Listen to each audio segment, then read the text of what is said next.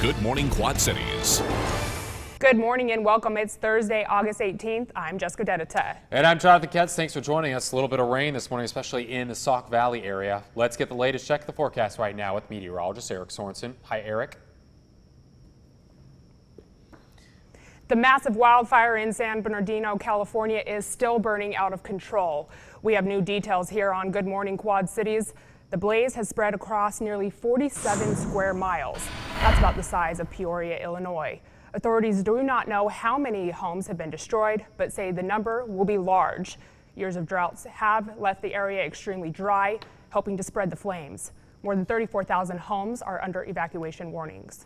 The floodwaters in and around Baton Rouge, Louisiana are starting to recede slightly, giving people a somber look at that damage that's now left behind. At least 40,000 homes are damaged, forcing thousands of people into shelters. The death toll has now risen to 13. The Red Cross is now mounting a massive relief operation, sending hundreds of volunteers down south. Cleanup is expected to top $30 million. Well, two local communities are stepping up their efforts to try and help those impacted by the flooding in Louisiana. Residents in Port Byron and LeClaire are teaming up to get supplies down south. In about 2 weeks, the group is looking to leave for Louisiana, bringing as much needed supplies as they can, since many families will be without supplies for a while.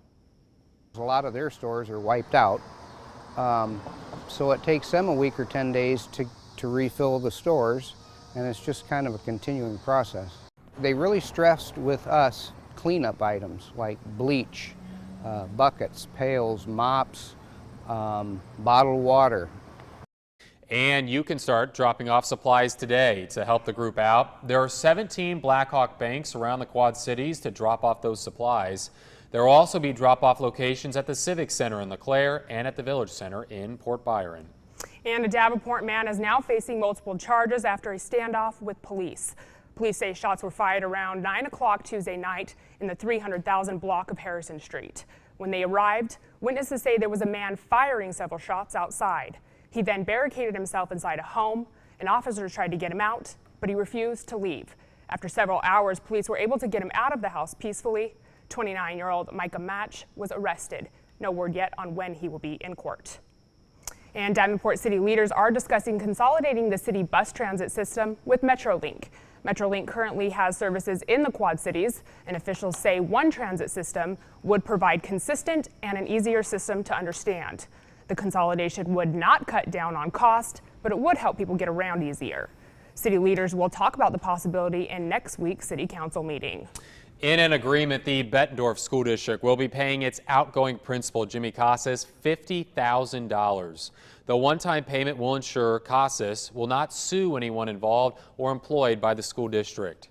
Casas turned in his resignation last week. His last day is tomorrow. No word on why he's leaving, but he has accepted another job as a senior fellow with the International Center for Leadership in Education.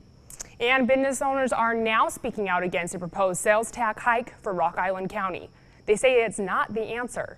Earlier this week, the county board agreed to put a half-cent sales tax on the November ballot. And schools in the county are also asking for another 1%. The owner of Hungry Hobo says Illinois sales tax is already high and says the county and school district need to look at cuts. Well, from a county standpoint, obviously there are big items out there like Hope Creek and the zoo that they probably need to take a hard look at. And from a school district standpoint, there you'd be talking about things like salaries and benefits. The proposed sales tax hike would not include vehicles, prescription drugs, or medical appliances.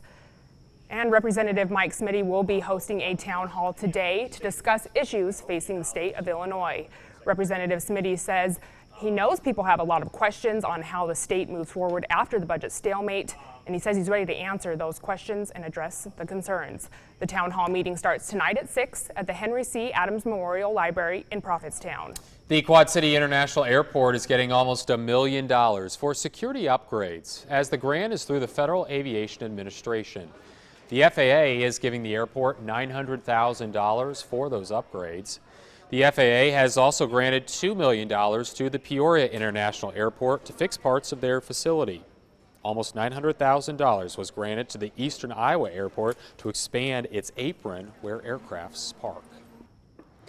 A multi-million-dollar project is reviving the Southwest Gateway to Clinton.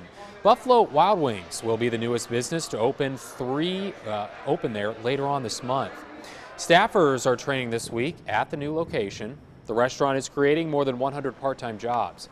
If the building looks familiar, that's where the old Target used to be. Clinton's southwest side is also getting a new apartment complex and a grocery store. Congresswoman Sherry Bustos has announced a $2.3 million grant to help local Head Start programs. Congresswoman Bustos says early childhood education is critical to developing young minds. Children in Henderson, Knox, and Warren counties will be getting help from this grant.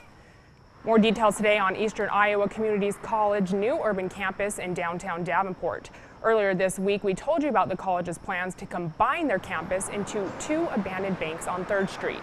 College leaders say the current Call building will be transformed into apartments for students. It will also have a gym and shopping space. The college plans to turn the historic Capitol Theater back to its original use and rent out venue space.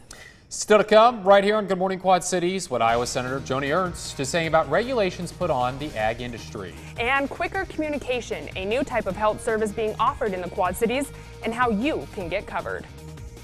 You are watching Good Morning Quad Cities on WQAD News 8 with Jonathan Katz and Julie Sisk.